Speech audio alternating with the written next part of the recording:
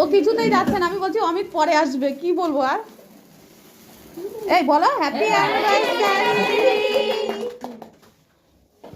একজন নেই ছোট বড়